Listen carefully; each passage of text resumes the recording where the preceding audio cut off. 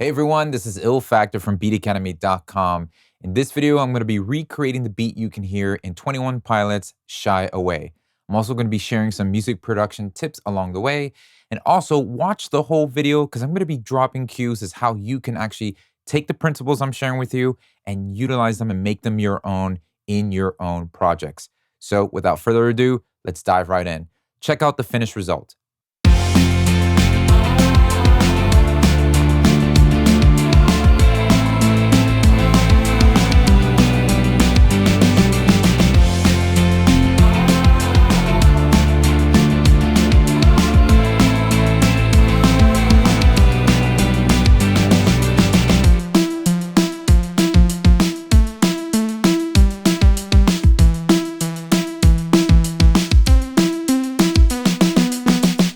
All right, so before we begin, I just want to remind you that if you're looking for professional guidance in helping you produce the music that you want to produce, then I would strongly encourage you to visit beatacademy.com and take advantage of all the resources I have available there, as well as the mentorship opportunities to help you take your next step with producing your music. All right, so let's start with the drums. Listening to the song and the reference, we hear that it's an acoustic drum kit, but it's tight, punchy, almost programmed. So I'm going to walk you through some of the nuances that go into recreating that type of sound. I'm going to start with an acoustic drum kit plugin, and one of my favorite ones to use is Addictive Drums 2 by Excellent Audio. Gives you lots of control. There's great sounding drum kit libraries for this plugin. Absolutely amazing. So I'm going to start off with the Fairfax Volume 2, and I'm looking for a dry drum kit. And rule number one, when you're trying to choose the best drum kit to use in your projects, if you have a reference you're gauging by, start off with a preset that it comes as close as possible. So dry drums, I'm going with a dry room. So that's what we have here. And in this kit, you notice that you have the ability to tweak and manipulate all the individual kits and parts of the drum kit. So I'm going to route them separately to a separate output, so I can have a little bit more control and apply some of my stock Ableton Live plugins as well as VST or any third-party plugins that I want to use on there as well. So I'm going to go down to the arrow, choose Separate Out Post Fader, and I'm going to do that to the kick, snare, hi-hat, as well as the overhead room.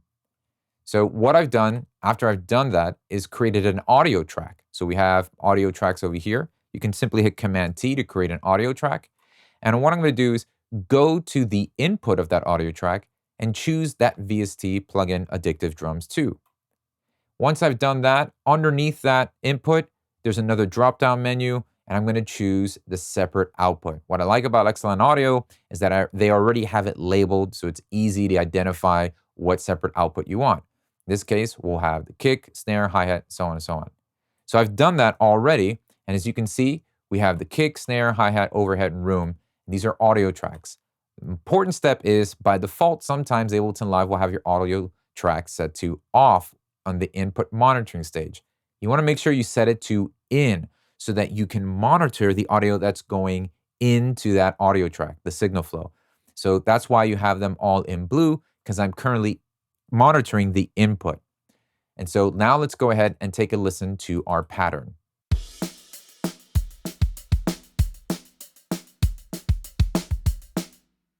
So it's pretty straightforward, but there's a lot of things that we have to consider when trying to create the right type of feel and energy when programming acoustic drums. Number one thing that I see completely gets overlooked is velocity. As you notice here, in these hi-hats, we have a couple different shades of purple. And what I'm doing is I want to accent the subdivision. I'm accenting the 16th note.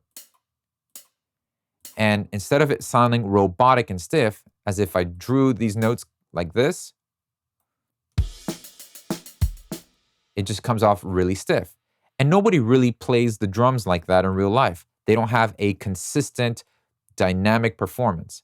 So I want to replicate a real drummer. And the way to do that is to manipulate the velocity. So what I'll do is I'll undo that. And I want to make sure that I'm changing the velocity down here. So what I'll do is I'll accent the first hi-hat, and the second hi-hat, I'll change purposely the velocity to be a lot softer. And I'll go repeat that over and over. And down the road, I'll actually fluctuate and change some of the hi-hat velocities so that it's not even the same strong, soft, strong, soft. So I'll do the same thing with the snares so that the snare drums don't have the same velocities all the way through. As you can see, it changes. And the same thing with the kick drum. So manipulating the velocity of your acoustic drum kit will help bring the life and the real human factor into the performance. Once I've got the drum pattern down, I'm going to go ahead and now shape the tone. Now, I'm easily tempted to go into each individual track, the kick, the snare, hi-hat, and manipulate them, add plugins and things to try to achieve the tone and sound that I'm looking for. It could be very frustrating with those kind of results. So what I'm going to start with is grouping them all together and adding some drum bus processing, some saturation, and that's going to help achieve the tone. Starting there, start with the whole kit together, and then go into each individual track and tweak as I need to. So let's do that. Let's go ahead, select all these, Command G to group them together. And now that we have it grouped, let's start by applying some saturation. I love using the overdrive plugin right on top of acoustic drum kits.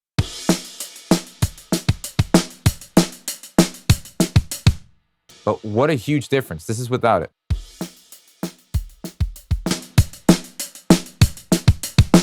And then let's go ahead and add some compression. I really want to squash these and get a nice punch from that. So we'll go over here to our dynamics, use our Ableton Live stock compressor, and let's just crank up that ratio, right, to 6:1 there. And let's set our release to auto so that it would automatically detect when to release and mess with the attack.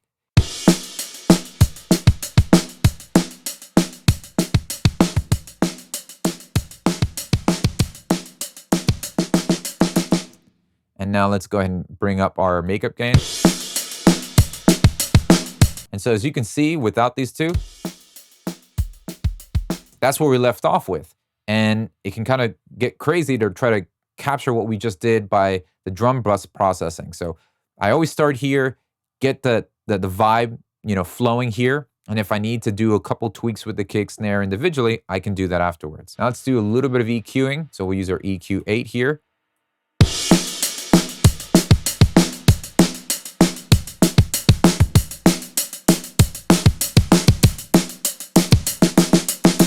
Now what I'm going to do is layer this drum kit with some programmed drums. And that's going to really bring a lot of the attention to the punchiness of this drum kit. So what I've done is I've created a drum rack, and I'm going to load some samples into that drum rack and just copy and paste the same pattern that we see that I've used already for my acoustic drum kit. I just drag that right below and match the kick and the snare with my kick and snare from the acoustic, the XLN audio track.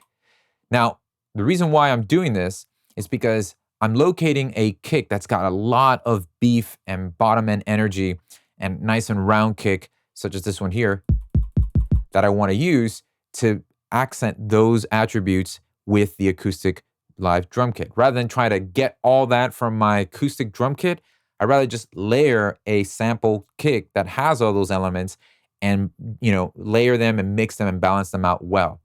Same thing with the snare.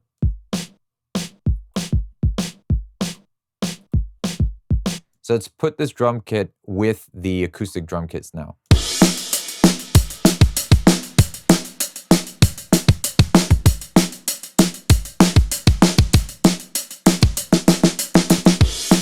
So I'm going to balance out the acoustic.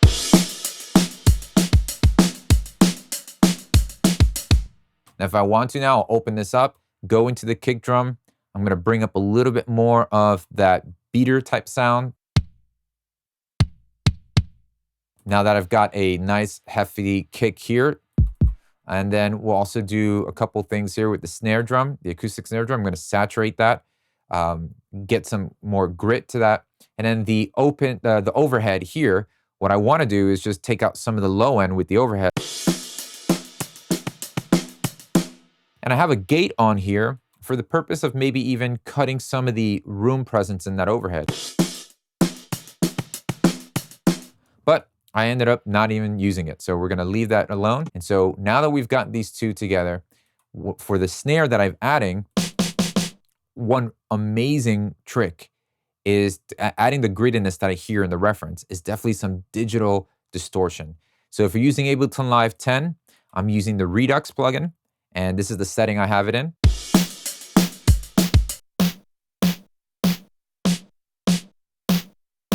Not only does it add that grit, but it's also doing a form of compression. When you're downsampling, you're taking away, you're bit crushing it, it becomes a little bit louder.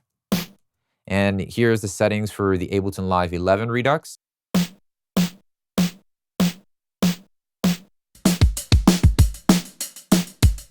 And here's without the drum rack.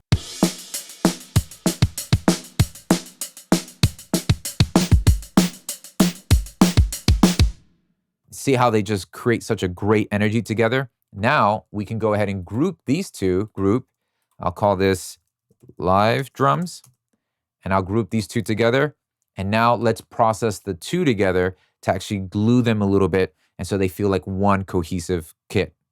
So I'm gonna start with some glue compression. I'm gonna use the glue compressor here in Ableton Live.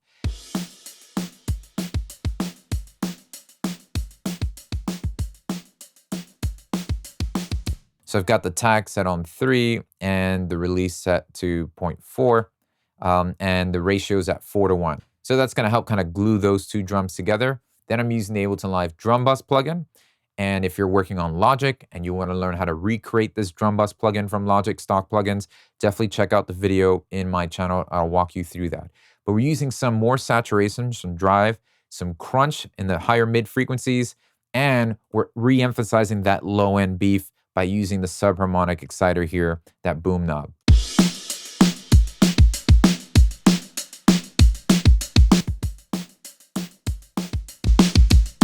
I have it set to about 55% dry and wet, and I'm giving up a little of the transients because again, this is punchy and I want those initial transients of the kick and snare to stick out. And now let's just use a little bit of EQing to scoop out some of the boxiness that now is more evident since we used the drum bus and the compressor.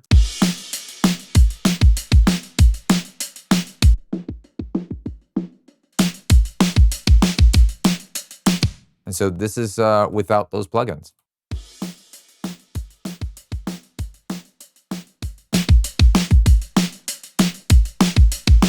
All right, now let's go ahead and focus on that cool lead that we can hear in the intro, verses, and also throughout the choruses as well. So it's got a cool buzzy type of bell type of sound to it. So I'm gonna start with using Ableton Live's wavetable. You could use any 2 or more oscillator synth that you might have in your DAW to follow along, and you'll get the same results. So buzzy, belly, gonna be using a combination of sawtooth and sine. And let's start with oscillator 1 set to our sawtooth for that buzz. Check out the pattern.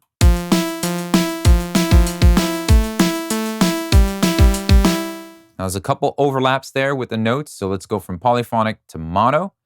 And then let's shape our amp envelope so that there is a little sustain, when you lower the sustain. Okay, that covers some of that buzzy sound. And then set oscillator 2 to a sine wave. And maybe lower the volume of that. And let's lower our filter frequency down so it's not so bright, and bring up the resonance. Now, we need to add some modulation, some movement, because right now it's the right type of texture, but not the right type of tone, right? We want to add some movement to that. That's where using an LFO really comes into play. So let's head over to the matrix. This will look different for whatever plugin you're using, but essentially find how you can route your LFO to the sawtooth oscillator's pitch. So I'm going to click here. I'm going to route this over to the pitch. Now let's go ahead and change some of the parameters here with our LFO. So let's lower the amount. We don't want it that drastic. And let's go ahead and change the rate.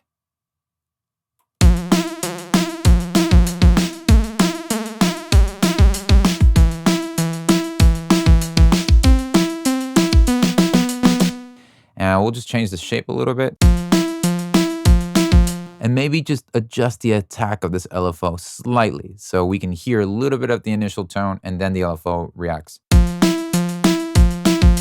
So huge difference that LFO makes in adding some life and character to that sound. Let's color her up using some chorus. So we'll go over here to the pitch modulation, chorus ensemble. And give some dimension here with some reverb. So I'll just put the stock reverb on here.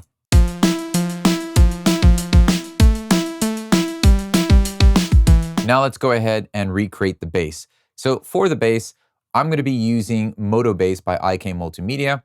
Great option for recreating any electric type of bass sounds. As you can see, you have a lot of models to choose from. I'm going to start with the 70s J bass. I think it's kind of close to the bass that's currently being used by the members of the band. But a couple things to keep in mind. I'm going to really capture the nuances of, similar as to a bass player would do.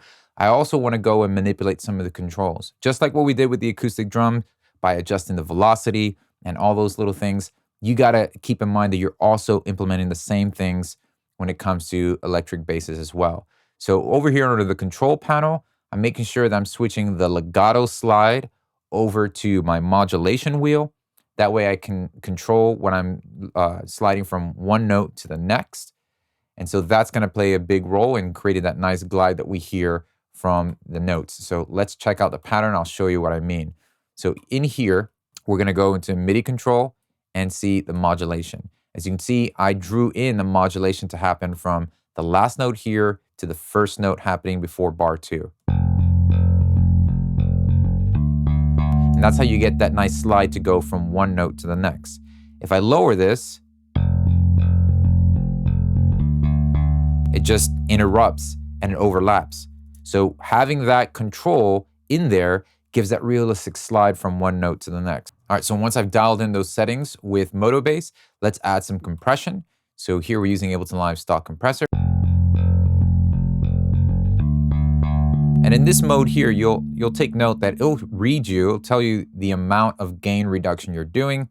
And you'll also see that number show up here in the middle on the bottom. So we're doing about 5 dB of gain reduction with the settings. And I'm gonna just give a little bit more makeup gain. After that, let's create a nice fuzz. So I'm using a pedal plugin here from Ableton Live set to the fuzz settings.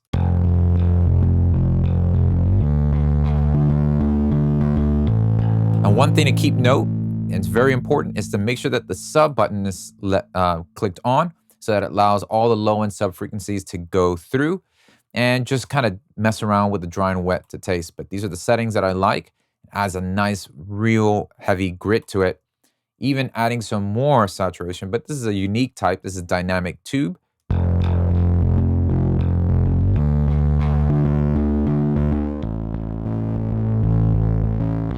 You notice that when I crank the bias, it thins the bass out a little bit. So just kind of keep it right there. Adds a little bit of subtlety to that. And then we go into some digital saturation. So a lot of saturation, creating a lot of the character onto this bass. And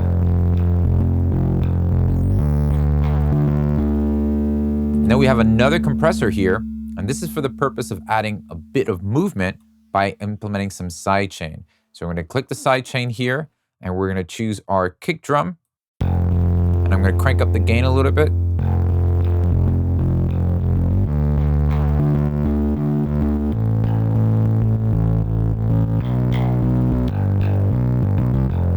And then put over our EQ, just to take a little bit of that high end off and boost some of that low end there. Let's check it out with everybody else.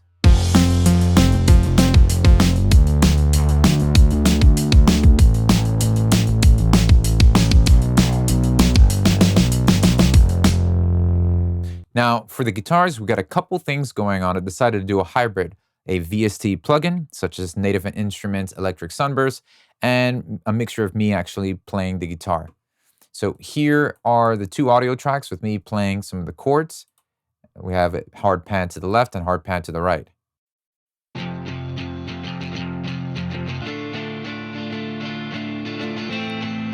Now each track has an instance of Guitar Rig 5 set to the Tweedman cab. That's it, just the straight dragging and dropping this amplifier preset directly on there. And then what I have is the Native Instruments Contact plugin here. And this is, these are the MIDI chords re-triggering the electric sunburst. What I have is the pattern I'm using is a straightforward pattern. And so I've got my performance actually playing rhythmically what we hear in the reference.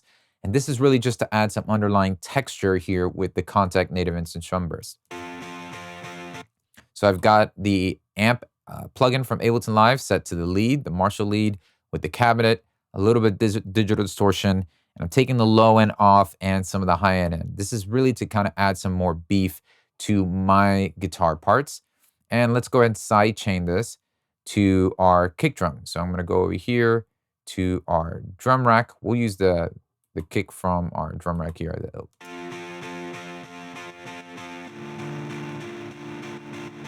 Now I have actually reprinted that guitar performance from the native instrument contact, which meaning I just recorded the audio into another audio track. And that's this here. That's this track right here.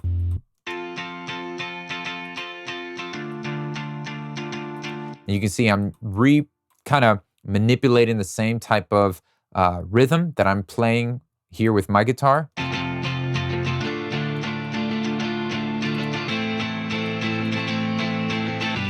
So we have this guitar group here that has both my tracks, which is hard pan, left, right, and then we've got the native instruments set to the AC Vox or the boost setting here with the cabinet.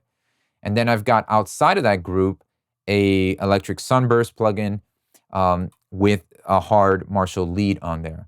Now on the guitar bus, we're gonna add some compression. And this is also gonna set to sidechain. So I'm doing this to add the little bit of pumping from, it adds a little bit of movement to it. I'm saturating the group as well as doing some EQ and adding some chorus on there.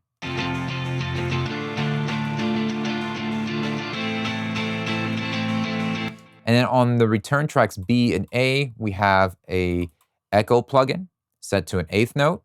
And then we have just a big room preset reverb plugin from Ableton Live on B. So that gives a little bit of dimension. We'll also give a little bit to the drums as well. So let's go ahead and listen to everything all together.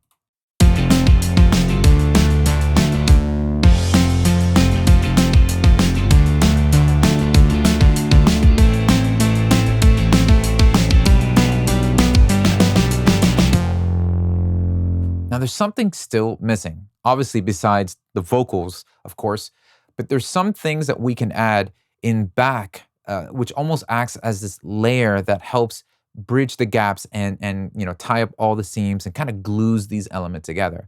And those are sometimes pads and strings that we can kind of use as a way to create a lush ambience to kind of help glue these, the bass, drums, and these guitars together. So let's do that. Let's go ahead to our instruments here.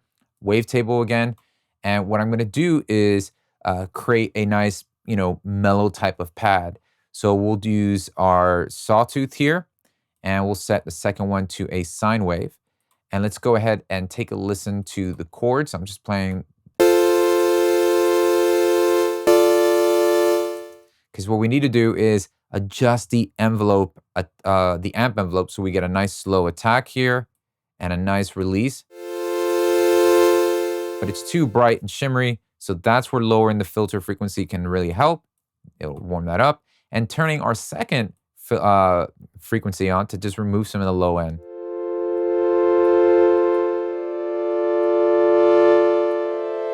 Let's go to that second oscillator and lower that a whole octave. So I'm gonna go 12 semitones down.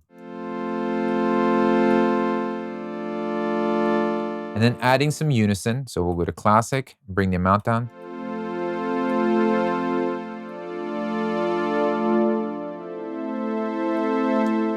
And let's go ahead and add some reverb to that. Just give it some nice space. Now, believe it or not, a pad like this can do a great job in just creating and gluing the atmosphere. I'm also going to layer some strings on here and do the same exact thing. So let's just get a string patch here and then layer that as well. So I'm going to go to my string ensemble here, drag and drop that, and let's just copy the same exact pads. Hold Option, bring that down, and now we have the strings. And let's open the release so that the notes continue to linger after they're being played.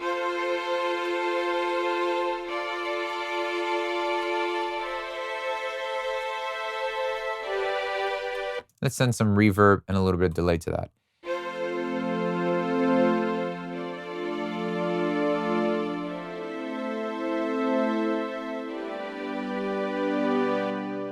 All right.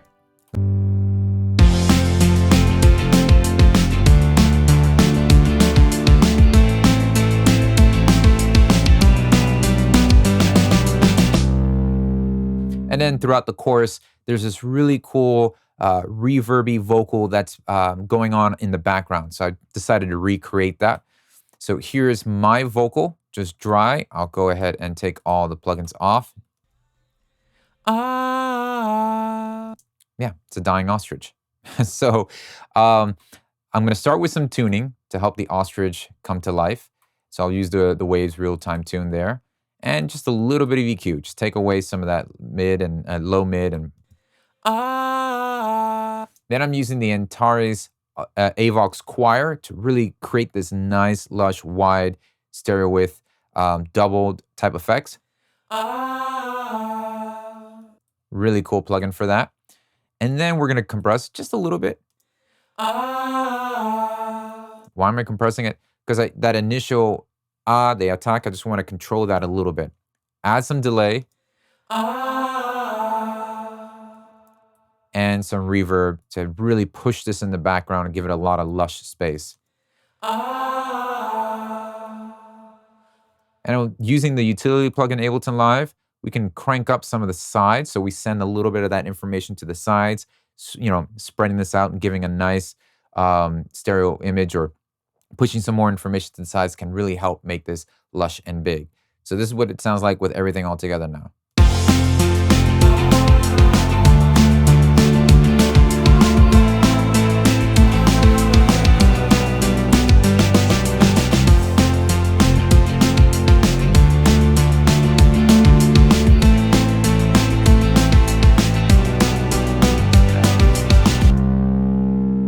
Well, hey, I know there's so many other things you could be doing right now instead of watching this video, so I'm really grateful for your time. And as a gift to you for watching this video, I'd love to send you a sample pack that I've put together with sounds, construction kits, loops, one-shots that are yours absolutely free, that you can use in your projects, in your music, and share that music that you're making with the rest of the world.